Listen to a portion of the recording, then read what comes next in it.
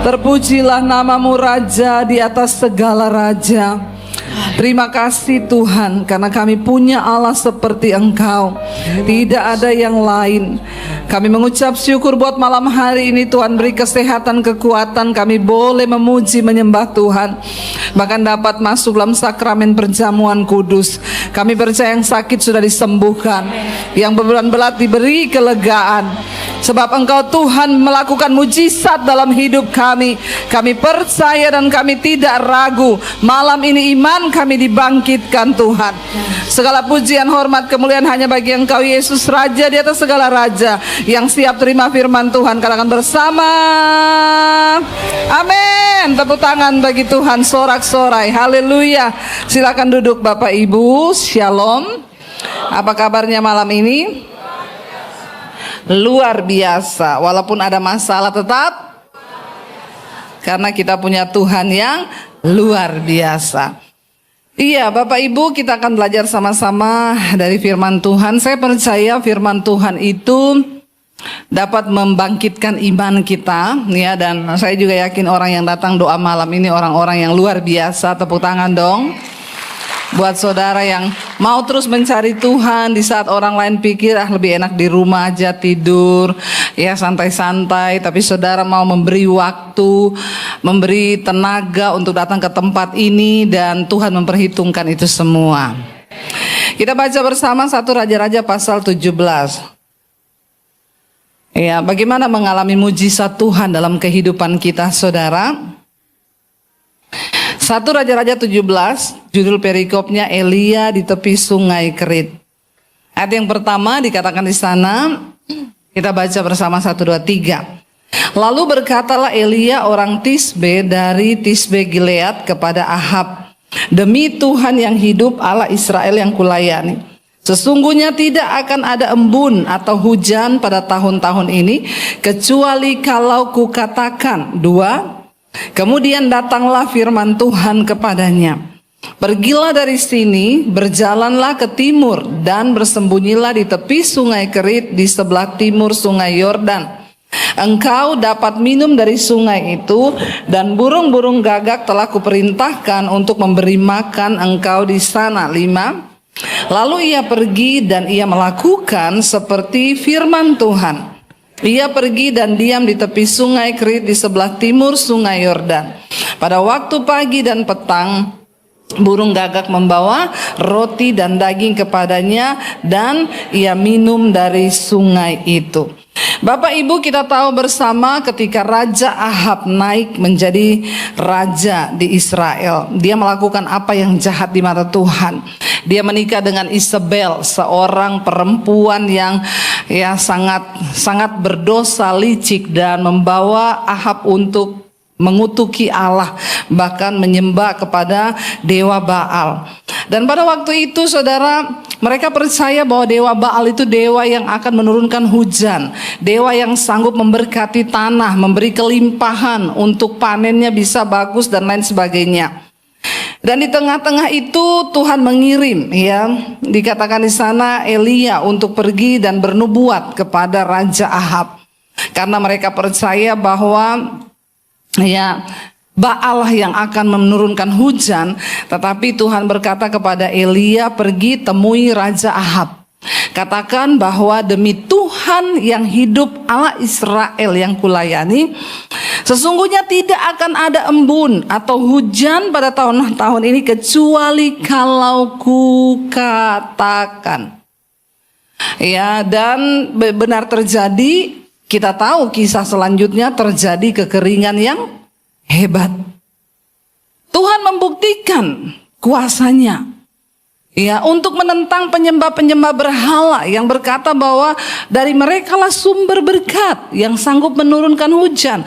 Kita tahu Alkitab berkata, Tuhanlah yang menurunkan hujan, yang berkuasa menurunkan hujan bagi orang baik dan orang jahat.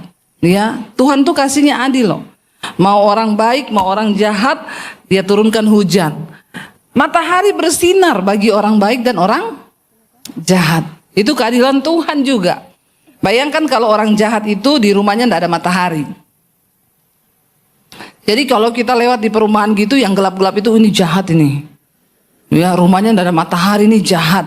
Atau hujan hanya turun bagi orang yang baik, dan orang jahat nggak ada hujan.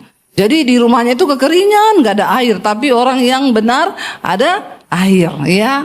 Tapi kita percaya Alkitab bilang Tuhanlah yang sanggup menurunkan hujan. Kalau Tuhan bilang tidak akan ada hujan, tidak akan ada. Kalau Tuhan bilang ada hujan, ada. Manusia bikin hujan buatan bisa nggak? Bisa, tapi terbatas. Ya, tidak bisa untuk mencukupi kebutuhan manusia.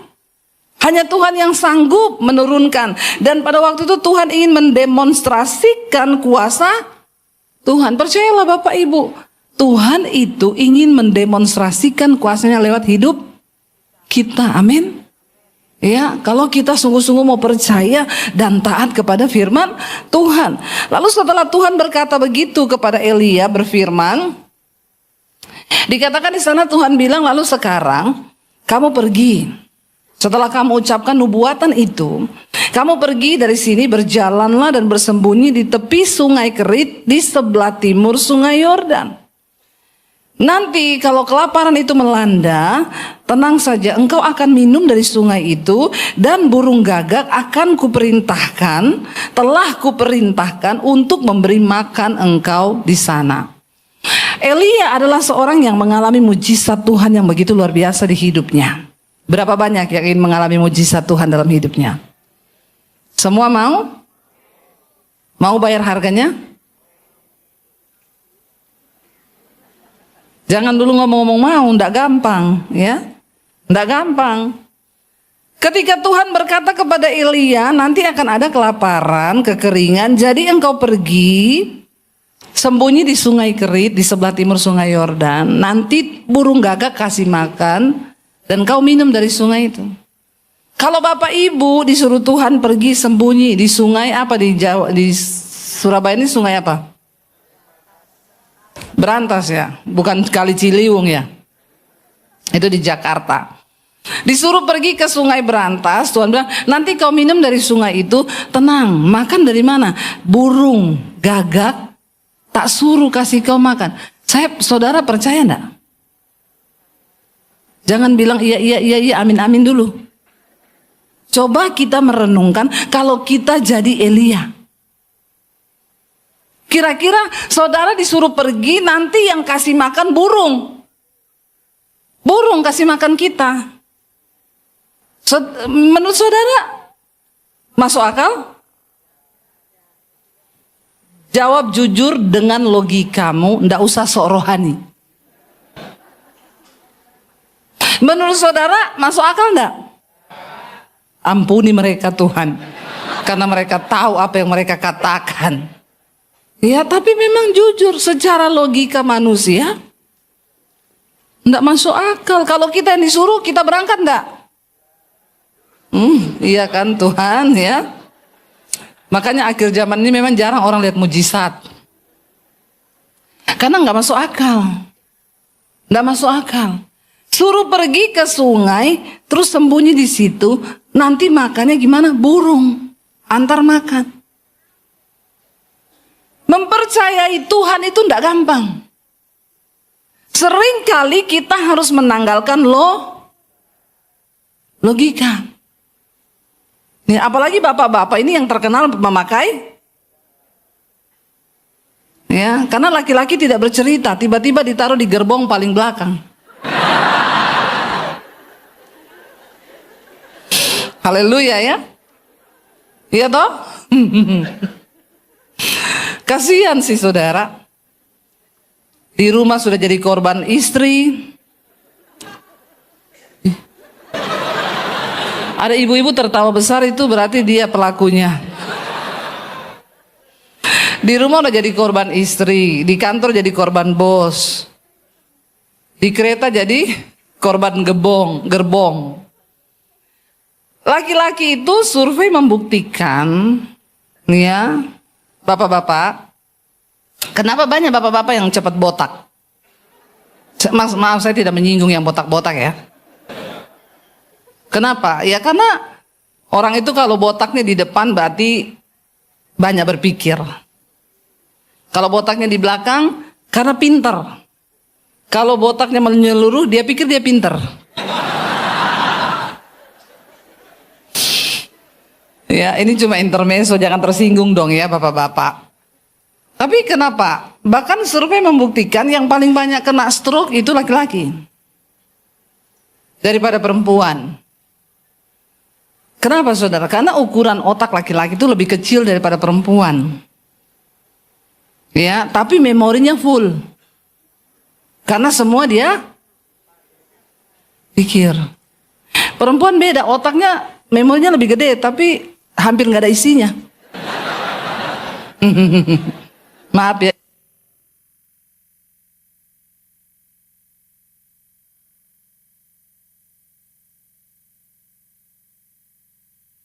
Dong, kenapa lagi say?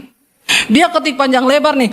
Itu suamiku, kamu tahu nggak? Gini panjang. Dia ketik, dia kirim. Temennya itu sih udah malas baca chattingannya juga. Temennya cuma balas gini, doa ya say. Dia udah plong. Karena sudah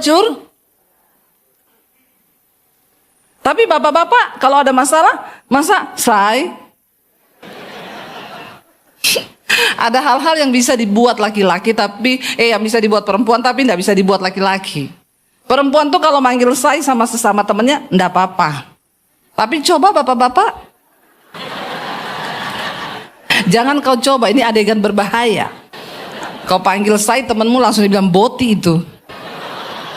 Ya, enggak bisa, itu jangan ditiru ya. Cowok tidak bisa masuk di kamar ganti berdua, cewek bisa. Nggak akan ada yang menghakimi. Tapi coba cowok keluar dari sana.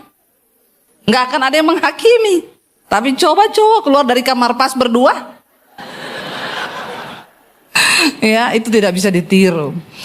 Jadi kasihan laki-laki itu memang. Apalagi ditaruh di gerbong.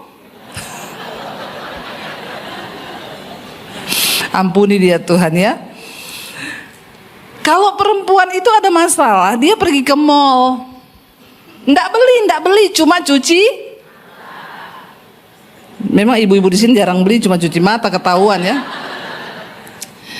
Iya, memang di mall itu sekarang saudara kasihan pada mengeluh karena cuma banyak ya kelompok-kelompok yang lihat-lihat doang, yang cuci mata doang ya. Ini kelompok-kelompok ini memang, tapi nggak beli, nggak, karena dia stres.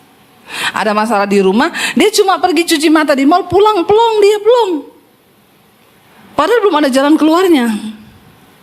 Laki-laki tidak bisa begitu. Jadi bapak-bapak jangan terlalu banyak pakai logikamu terus, berserah kepada belajar ya, tapi cowok disuruh percaya hal yang tidak mungkin itu sulit. Tapi Elia membuktikan. Dikatakan waktu Tuhan suruh dia pergi, engkau akan dapat minum dari sungai itu dan burung gagak telah kuperintahkan untuk memberi engkau makan di sana. Ayat 5 bilang apa? Lalu berpikir-pikirlah Elia. Lalu dia merenung-renungkan itu masuk akal atau tidak. Alkitab bilang apa? Ia pergi dan melakukan seperti jangan kita ini coba melanggar, pasti hidup kita tidak akan bahagia, tidak akan mungkin mengalami mujizat Tuhan. Ketaatan mendatangkan mujizat. Dan selalu ada harga untuk kita mau melihat mujizat. Ya, nggak mungkin ada mujizat kalau tidak ada persoalan. Jangan selalu benci dengan yang namanya persoalan, karena biasanya itu menjadi salah satu cara Tuhan agar kita bisa melihat mujizat dan pertolongan Tuhan. Lalu kita bisa bersaksi. Ya, secara manusia banyak hal yang tidak masuk akal itu terjadi di hidup kita. Tapi ketika kita belajar percaya dan melakukan seperti firman Tuhan, maka kita akan melihat mujizat. Saya baru landing dari Balikpapan tadi siang, saudara, tadi sore, lalu langsung makan ke hotel lalu ke sini. Saya tadi malam KKR di Balikpapan. Jadi kemarin itu jam 6 ya, saya waktu hari Senin ya, saya mau datang ke KKR di gereja. Anak saya itu kabar, Imam, perumahan banjir. Saya tuh kaget, kok banjirnya mendadak sih? Iya memang mendadak, nggak tahu ini ada apa, tiba-tiba air itu masuk ke perumahan. Saya bilang sama suami, coba cari tahu kenapa bisa tiba-tiba. Memang hujan deras banget, tapi tidak pernah seperti itu. Memang di perumahan kami itu ada kali, tetapi nggak pernah banjir. Tapi kenapa sekarang tiba-tiba ya bisa ditayangkan videonya nggak? Saya tuh mau pelayanan, anak saya kirim video ini, saudara, saya kirim ya, biar kita lihat sama-sama. Ya, jam 6 sore dia kirim ini dari teras rumah saya. Ya. Dia kasih lihat saya ini. Tuh, depan rumah tuh sudah air semuanya. Ya, itu di depan rumah, saudara. Sore ini jam 6. Mobilnya tetangga sudah separuh itu. Sore jam 6. Setengah 7-nya boleh kasih lihat yang ada ban mobil saya. Setengah 7-nya ini di garasi. Padahal tadi kan garasi saya itu tinggi dari jalan. Tiba-tiba jam setengah 7 itu ban depan mobil sudah ada airnya. Lalu saya ini mau khotbah, mau ibadah, mau khotbah. Kira-kira saudara galau nggak? Anak saya bilang air itu masuk seperti air bah, Mam. Suami saya buka di grup perumahan, ternyata sudah heboh karena tanggulnya jebol. Itu air, saudara, kalau lagi hujan deras, karena kali itu depan rumah kami itu kali aktif yang memang dari daerah Bogor sana itu air. Jadi kalau di sana hujan deras, ditambah lagi di sini hujan deras, itu kadang airnya itu lebih tinggi daripada jalan, tapi ada tanggul. Selama ini tuh aman, tiba-tiba tanggul itu jebol. Bayangkan kalau air lebih tinggi dari jalan lalu jebol. Saya ini mau khotbah galau. Saya ingat, aduh, mobil di garasi, kita lagi pergi. Anak saya yang satu juga ikut saya, jadi semua mobil ada di garasi. Saya sudah berpikir, Tuhan, aduh kalau air masuk rumah, mobil kerendam air, bagaimana ya Tuhan? Mau khotbah ini galau saya, saudara. Tapi tiba-tiba suara di hati saya itu bilang begini, jadilah tenang, belajarlah percaya. Sudah mau setengah 7, saya bilang sama suami, kita doa yuk. Terus gak usah lihat HP lagi. Gak usah, nanti mengganggu hati kita. Tuhan, saya berdoa, Engkau yang berkuasa atas hujan, atas banjir, atas laut, atas sungai. Kalau Engkau berkehendak menahan air itu, aku percaya Engkau sanggup. Karena anak saya bilang begini, udah setengah 7, Mam. Aku pantau dari tadi, 1 menit naik 30 cm. 1 menit. Anak saya mantau, 1 menit naik 30 cm itu banyak gak, saudara? Banyak. Saya ini berpikir, saya mau khotbah 2 jam ibadah. Jangan tertawa, ini logika masuk akal enggak? Ya masuk akal lah, 2 jam saya khotbah, 1 menit naik kali berapa berarti? Masalahnya ini bukan karena hujan, tapi kali yang jebol. Itu air kalau lagi banjir banget memang lebih tinggi dari jalan.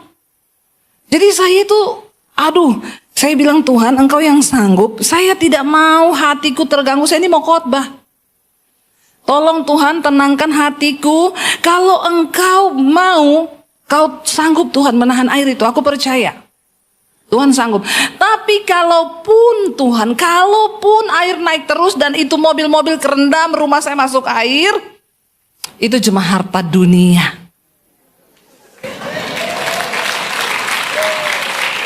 Jangan tepuk tangan. Karena ngomong begitu tidak gampang. Sambil saya sudah menghitung kerugian kalau mobil kerendam. Tapi saya berusaha. Saudara, untuk melakukan firman itu tidak mudah. Tidak mudah. Ya udahlah, Tuhan, harta dunia ilahi. Aku mau khotbah, aku tidak mau mikir. Saya bilang sama suami, kita udah berdoa, matikan handphone. Karena seringkali kalau kita lihat, maka hati jadi takut. Saya bilang tidak usah lihat grup, tidak usah lihat tutup. Saya nyanyi memuji Tuhan. Sesekali setan bilang, kerendam rumah, biarin. Ya, biarin. Mobil kerendam, biarin. Tidak gampang loh saudara, ternyata tidak gampang. Pada firman Tuhan itu tidak mudah. Tapi saya bilang, Tuhan, saya mau percaya. Walaupun habis saya khotbah 2 jam, bayangkan 1 menit 30 cm. 2 jam itu sudah. Aku mau belajar percaya, walaupun engkau tetap baik. Walaupun rumah saya kebanjiran, engkau tetap baik Tuhan. Saya khotbah saudara. Selesai khotbah, 2,5 jam malah. Ternyata saya khotbahnya kepanjangan, saking saya lupa itu acara banjir. Selesai khotbah, saya lihat, ya udah 2,5 jam saya ini ibadah. Saya baru buka HP. Saya cari foto, ada anak saya kirim enggak. Saya bilang, Ji, gimana? Airnya masuk enggak?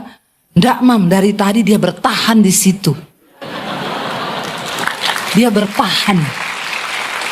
Saudara, apakah itu hal yang kebetulan?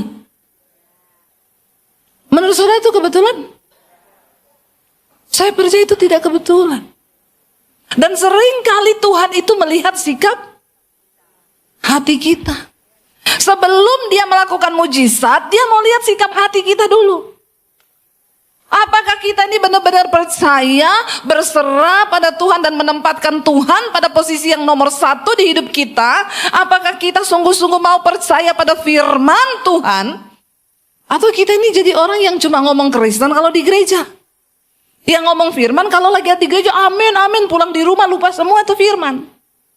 Mujizat tidak terjadi begitu saja. Tanpa ketaatan tidak akan ada mujizat. Saya berdoa kita ini jangan cuma jadi orang Kristen yang datang duduk-duduk di gereja ya. Yang cuma bikin panas kursi gereja. Amin saudara.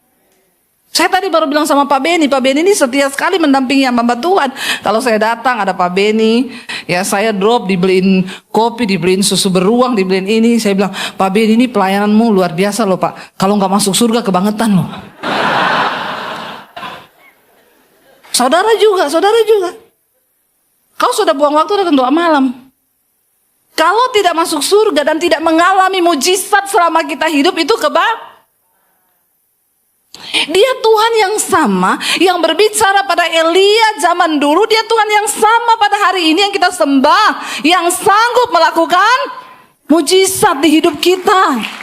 Yes saudara, jangan pernah takut dengan keadaan zaman yang berubah. Semua boleh naik, dolar naik, minyak naik, semua naik. Bukankah Tuhan berjanji bahwa Dia Tuhan yang tidak pernah berubah dengan semua janji-janjinya. Amin saudara. Imani itu, percayai itu.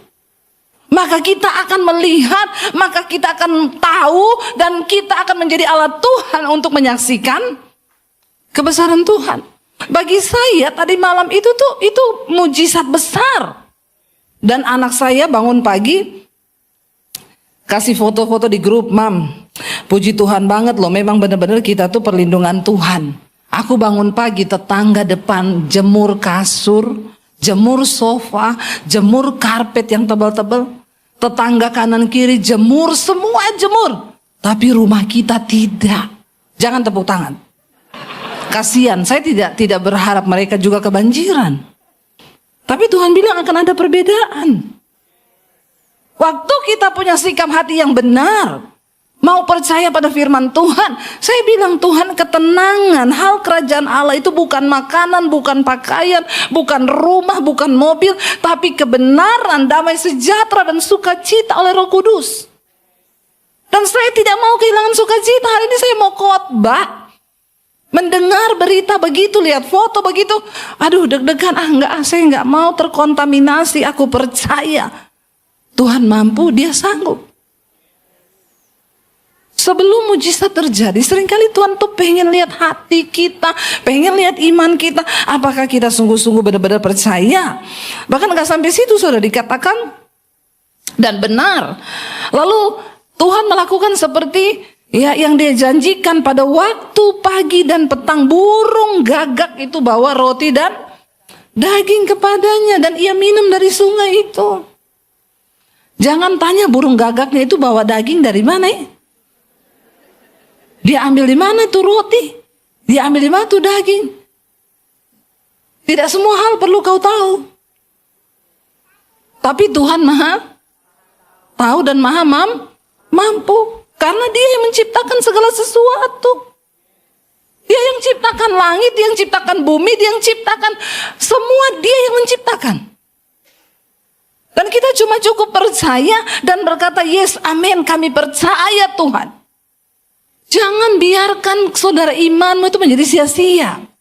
Justru di tengah masa sulit, Tuhan itu mau menyatakan mujizat bagi orang-orang yang sungguh-sungguh berkenan kepada Dia, supaya kita menjadi alat bagi kesaksian nama Tuhan yang ajaib. Israel dilanda kelaparan besar, semua orang gak bisa makan, tapi Elia dipelihara burung gagak. Kenapa Tuhan pakai gambaran burung gagak? Kenapa bukan burung merpati? Kan burung merpati lebih rohani toh. Lambang kekudusan, lambang kesetiaan, lambang Roh Kudus toh. Kan lebih enak kalau burung merpati gitu. Lebih masuk akal gitu. Saudara tahu burung gagak, burung pemakan bangkai, burung paling rakus. Kalau dia bawa makanan, lalu temannya datang ngambil, itu dia berantem. Dulu di rumah saya, di Sulawesi sana ada pohon besar. Itu kalau musim hujan, di bawah itu ada sungai, banyak bangkai, itu burung gagak berkumpul. Saya perhatikan burung gagak itu, kalau dia ambil makanan, temannya datang, berantem saudara, dia nggak mau berbagi. Burung gagak dipakai Tuhan untuk kasih makan Elia. Apa artinya itu? Seringkali di anggapan kita tuh, yang bisa nolong tuh burung merpati. Ini orang kaya, pasti bisa tolong saya. Temanku itu bisalah saya pinjamin duit. Mertuaku kaya, bisalah. Ini kaya. Waktu engkau mulai membatasi Tuhan dengan cara berpikirmu, maka engkau tidak akan pernah bisa melihat mujizat Tuhan. Belajar andalkan Tuhan, duduk di kaki Tuhan, nangis di kaki Tuhan. Dan Alkitab berkata, diberkatilah orang yang mengandalkan. Tapi terkutuklah orang yang mengandalkan manusia dan kekuatannya sendiri. Saya mempraktekkan itu sampai hari ini. Saya ingat waktu anak saya masih kecil-kecil, kalau kita tidak punya uang, saya nangis di kamar, saya berdoa. Sampai anak saya itu tahu, anak saya yang paling kecil dulu tuh masih berapa tahun, ya 4-5 tahun. Kalau saya udah doa nangis, dia datang sama saya, Mami ndak punya uang ya. Mami minta uang sama Tuhan ya. Mami kalau Tuhan kasih duit itu jatuh dari langit.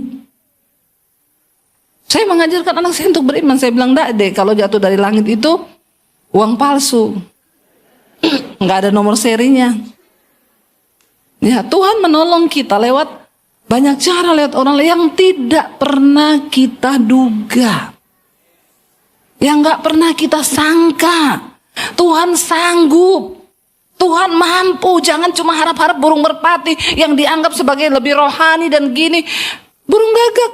Orang yang kita tidak tahu, orang yang kita tidak kenal. Satu kali ada jemaat telepon saya malam-malam, jam 11 malam. Bu, Ibu, saya tidak tahu mau lari kemana. Dan saya juga tidak meminta uang sama Bu Debbie, tapi saya cuma minta didoakan. Kenapa? Besok pagi jam 10 saya harus siapkan uang 2,5 miliar. Bu, kalau 250.000 Bu, tak transfer sekarang. Atau 25 juta lah Bu. 2,5 miliar itu bagaimana ceritanya? Saya itu kerja sama bisnis sama orang. Lalu dia itu minta untuk uangnya dibalikin. Dia mau, karena kami terjadi salah paham, dia mau cabut dari perusahaan saya. Dia mau minta uangnya balik 2,5 miliar. Dia sudah kasih saya 1 bulan, kami sudah tanda tangan di notaris. Tapi ini Bu, saya udah 1 bulan lebih ini saya berusaha enggak dapat. Nah itu waktunya jatuh tempo itu terakhir besok jam 10. Kenapa Ibu enggak telepon saya besok jam 9 saja? Dalam 1 malam, bagaimana caranya? Saya bilang, coba ya Bu, saya coba tanya sama teman saya.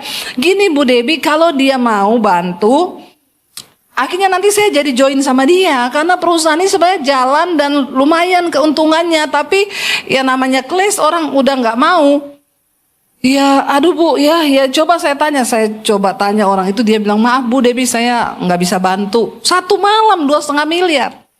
Ya udah Bu, saya nggak bisa bantu, tapi kita punya Tuhan, kita berdoa yuk. Saya berdoa, dia nangis-nangis. Tuhan, kami percaya tidak ada perkara yang mustahil, bahkan dalam 1 jam pun Tuhan sanggup melakukan. Dia udah coba pinjam sama temen yang dia kenal, orang kaya ini, pokoknya nggak ada yang bisa tolong. Saya bilang berserah aja. Pagi-pagi saudara, dia pergi makan bubur ayam di dekat rumahnya situ.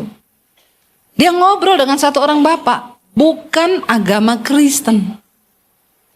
Burung gagak bener. Kan burung gagak itu orang yang gak kita nyangka-nyangka maksudnya. Ya. Lalu dia cerita sama bapak itu. Dia bilang, saya ini akhirnya mereka nyambung lah ke cerita itu. Bapak itu bilang, saya tertarik loh. Tapi Pak, tinggal 2 jam lagi nih, saya harus ketemu dia di notaris, saya harus bawa uang itu. Ya udah, hari ini saya bayar.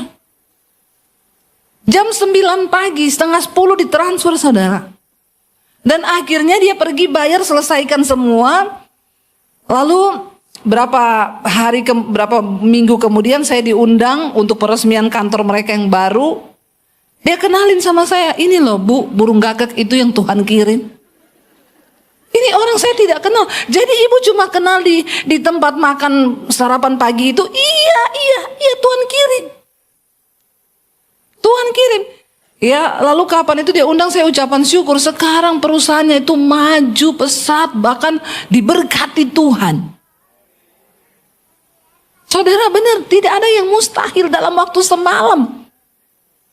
Saya bilang, Bu, secara manusia ya Bu, kalau kita pikir tuh, iya Bu Debbie, saya juga udah pasrah, ini hidup saya. Ini pekerjaan saya tidak tahu kalau ini diambil semua, saya nggak bisa bayar, saya tidak tahu mau kerja apa Bu. Tapi ya itu Tuhan.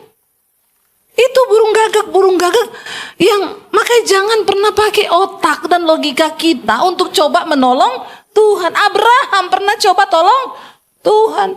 Ketika dia bilang sama istrinya, aku ini udah gak bisa loh punya anak. Kata Sarah, kan saya udah mati haid. Sudah menopause. Sudah menopause itu nggak ada lagi sel telur yang bisa memproduksi anak. Jadi mungkin kamu bisa punya anak, tapi bukan dari saya. Bagaimana kalau kamu tiduri aja Hagar pembantu kita? Abraham bilang, kenapa nggak dari dulu?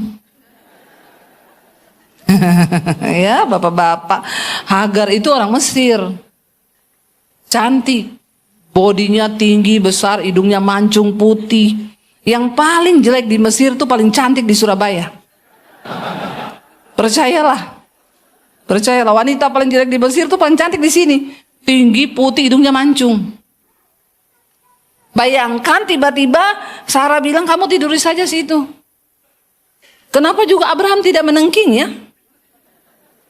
Ya memang begitulah laki-laki itu, makanya cocok ditaruh di gerbong paling belakang.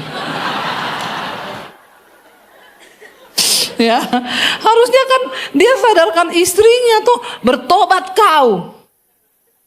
Iya enggak? Ya Pak ya. Harusnya kan bilang bertobat kau, enggak boleh begitu. Tuhan bilang itu anak perjanjian, berarti dari kita, bukan dari pembantu saya. Kau itu dasar bertobat, harusnya. Tapi yo namanya kucing dikei gereh. Dipangan pora, bertobat, ya. Jadi terjadi kesalahan besar, ya. Tapi itulah dosa kalau mencoba menolong Tuhan. Seringkali kita nih coba tolong Tuhan. Udah mau ini jatuh tempo, besok bagaimana? Ya udahlah penggadian dulu. Siapa yang member? Menyelesaikan masalah tanpa padahal nambah.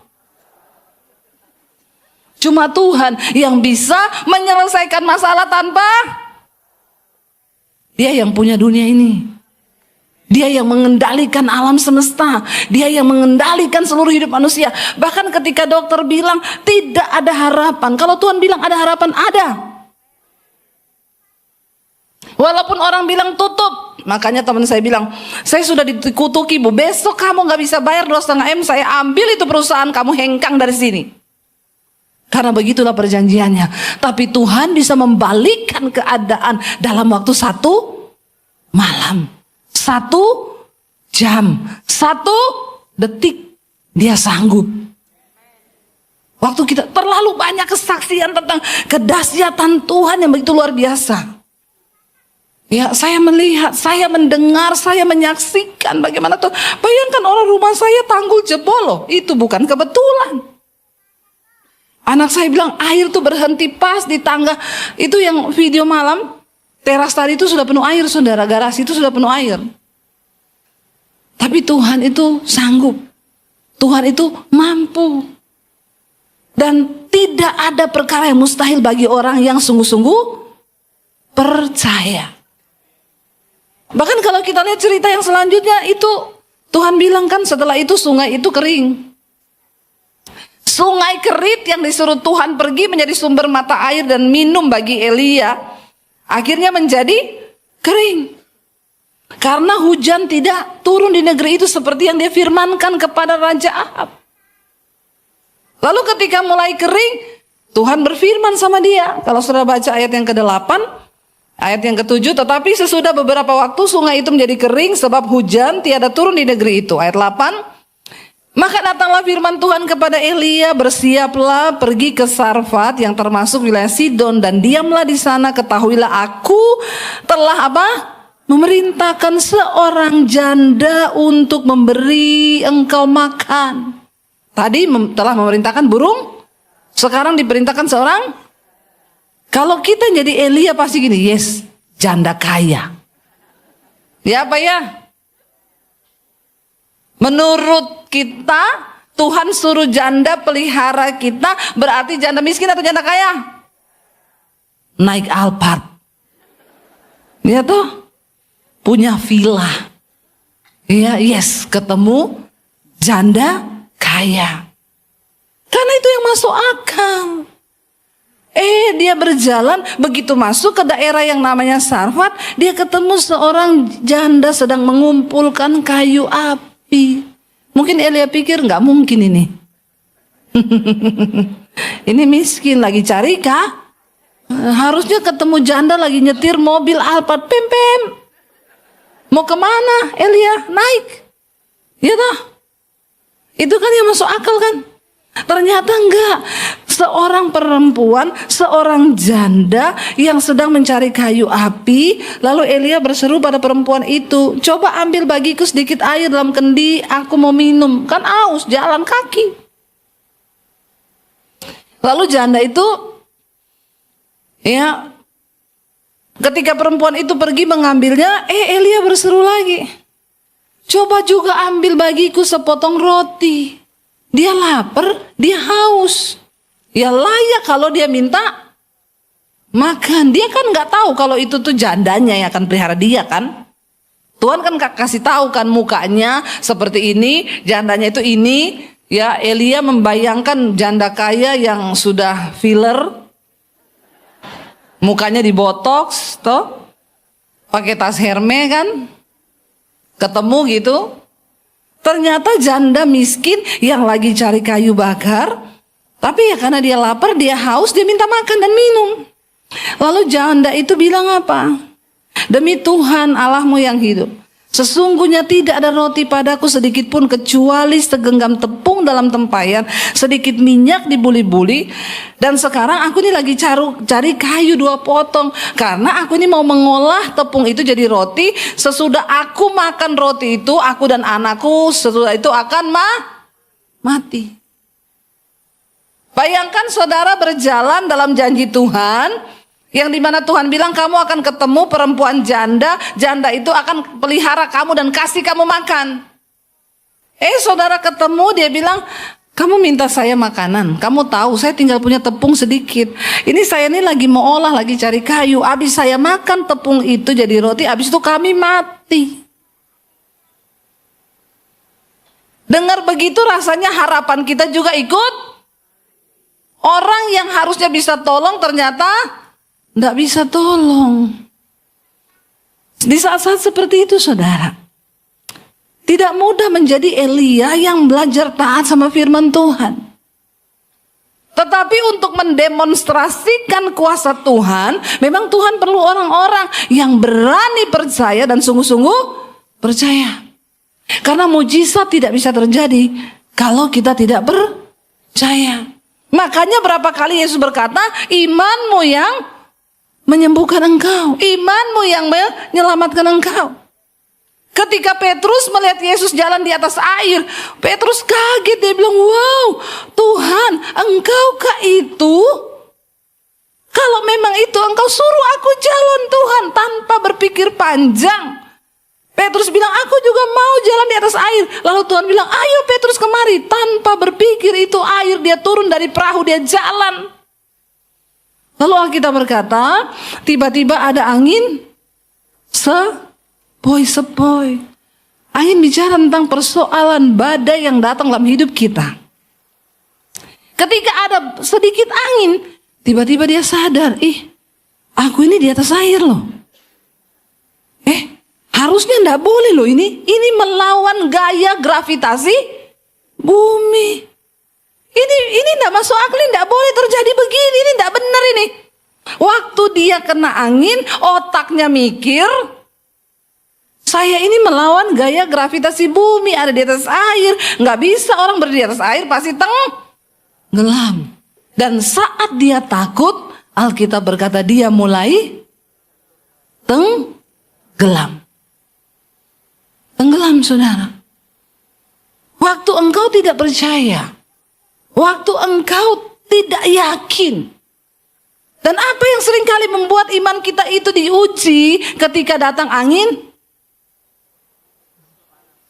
Masalah keuangan, masalah kesehatan. Ya angin sepoi-sepoi, sakit kepala. Aduh, stroke ini. Kita suka mikir gitu. Cuma sakit kepala, stroke ini, stroke. Ya, ada benjolan, tumor, kanker. Kadang otak kita ini loh, angin sepoi-sepoinya itu di sini tuh. Makanya kita perlu isi pikiran kita dengan firman Tuhan. Waktu angin sepoi, Petrus mulai mikir, nggak bisa nih begini. Aku nggak bisa nih nyelesain utangku nih, nggak bisa. 7 turunan juga aku nggak bisa bayar utangku. Saya ini pernah terjebak dalam hutang. Saya pernah dikejar debt collector. Saya pernah tidak bisa berbuat apa-apa. Tapi waktu saya melibatkan Tuhan, saya tidak bisa apa-apa, tapi Tuhan sanggup melakukan apa-apa. Bagi mereka yang percaya. Tuhan itu, saya pernah bersaksikan. Terlilit hutang 80 juta. 15 tahun yang lalu bagaimana bayar? Saya tidak ada gaji, tidak ada duit di rekening, nol, minta maaf. Saya dan suami berserah sama Tuhan. Kami percaya Tuhan, Engkau sanggup. Nangis di kaki Tuhan. Tidak hubungi teman orang kaya, tidak dihubungi siapapun. Kami nangis di kaki Tuhan. Utang 80 juta. Berapa hari kemudian ada orang, Bu, saya disuruh Tuhan ngasih ibu 100 juta. Nggak wow ya?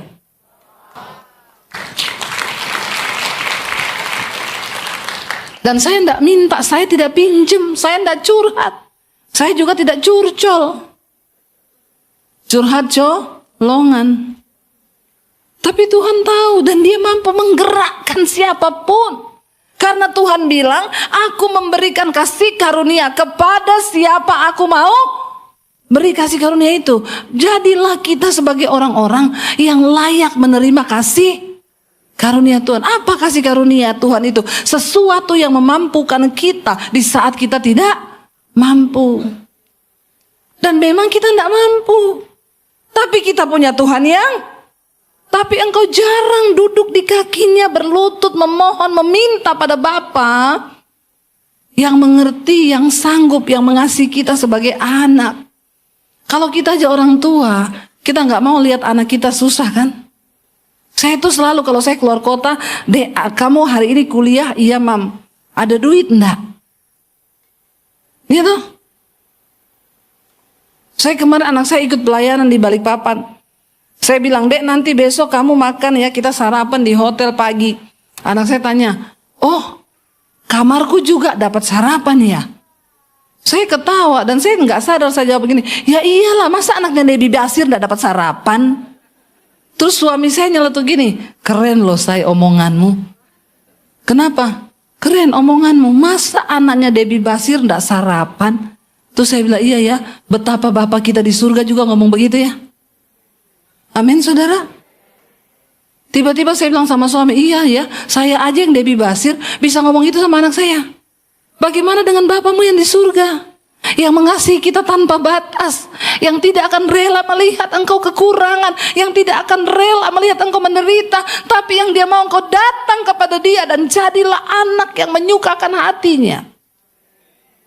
Dan bagaimana menyukakan hati Tuhan? Lakukan seperti yang dikatakan firman Tuhan. Cuma itu, ayo kita jadi anak-anak yang setia, yang taat sama Tuhan. Sebab dia tidak mau engkau bersusah dengan kekuatanmu sendiri. Karena Alkitab berkata dia tahu bahwa kekuatanmu itu tidak seberapa. Sebagai manusia, kenapa kita harus percaya Tuhan? Supaya ketika di masa-masa sulit yang rasanya tidak ada kekuatan, kita bisa memperoleh kekuatan dari Tuhan. Dan itu namanya beriman. Kita beriman pada Tuhan, tapi kita nggak pernah ngalami Tuhan, nggak pernah lihat mujizatnya. Buat apa? Ada yang salah dengan imanmu. Ada yang salah, saudara. Kalau kita tidak pernah mengalami Tuhan, nggak pernah melihat mujizat Tuhan. Hari ini saya pengen kita semua datang sama Tuhan, kita menyembah Tuhan, dan kita imani firman Tuhan. Mari kita sama-sama bangkit berdiri dalam hadirat Tuhan, saudara. Apapun pergumulanmu hari ini, tidak peduli. Dan Tuhan itu menyediakan mujizatnya sama takarannya. Tapi syaratnya ketika kita mendapatkan perkenanannya, ketika kita datang sungguh-sungguh kepada Dia, ketika kita berharap sungguh kepada Tuhan, maka Dia Allah yang berfirman, Dia sanggup membelah laut bagi orang-orang yang percaya kepadanya. Dia sanggup menenangkan badai bagi setiap orang yang percaya kepadanya. Ketika Yesus berkata, jadilah tenang bagi badai yang mengamuk, badai itu tenang. Waktu saya berkata, Tuhan Engkau sanggup menahan air sekalipun, Engkau yang punya kuasa. Dan Tuhan melakukan itu bagi orang-orang yang sungguh-sungguh berkenan di hatinya. Hari ini datang pada Tuhan, saudara. Bilang, Tuhan, jadikan kami orang yang berkenan di hati-Mu. Kami mau percaya bahwa bersama Tuhan kami sanggup melihat Tuhan membelah laut dalam hidup kami. Tuhan tenangkan badai di hidup kami. Angkat tanganmu, saudara.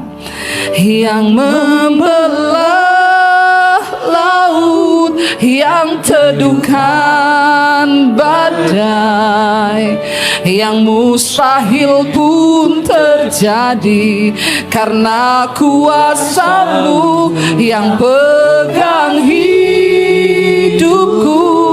yang buka jalan bagiku. Kau berbuat mujizat sejati. Lebih lagi angkat tanganmu di hadapan Tuhan. Katakan, yang membelah laut, yang membelah laut, yang teduhkan badai, yang mustahil pun terjadi karena kuasa-Mu yang pegang hidupku, yang buka jalan bagiku. Kau pembuat mujizat lebih lagi, saudara, angkat imanmu, katakan Engkau sanggup Tuhan. Yes, amin. Yang mustahil pun terjadi karena kuasa-Mu yang pegang hidupku, yang buka jalan bagiku. Apa buat mujizat sejati yang membelah, yang membelah.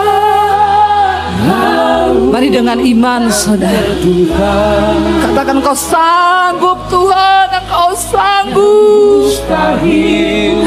Kami angkat iman kami malam hari ini, Tuhan. Engkau yang pegang hidup kami, yang buka jalan bagiku. Engkau pembuat mujizat di hidup kami. Yes Lord Jesus. Karena itu mari saudara buka hati dan tanganmu di hadapan Tuhan. Terimalah kiranya berkat, rahmat, anugerah dari Allah Bapa, cinta kasih dari Tuhan Yesus Kristus, penyertaan Allah Roh Kudus yang akan terus menyertai hidup kita. Mulai dari hari ini bahkan sampai kali yang kedua Tuhan Yesus datang kembali, nama kita tercatat di dalam kitab kehidupan. Karena itu mari kita berkata di dalam nama Tuhan Yesus. Katakan bersama. Yang pegang tanganku, Kau yang sentuh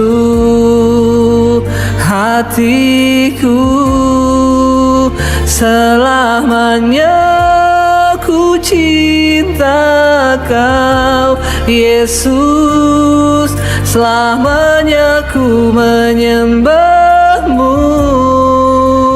Kau yang pegang tanganku, Kau yang sentuh hatiku, selamanya ku cinta Kau Yesus, selamanya ku menyembah-Mu.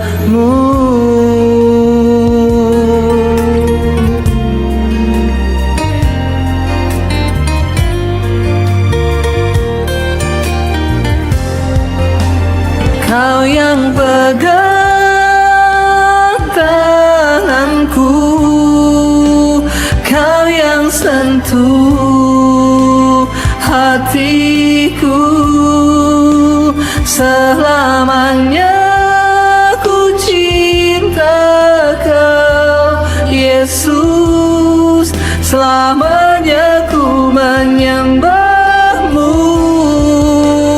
Kau yang pegang tanganku, Kau yang sentuh hatiku, selamanya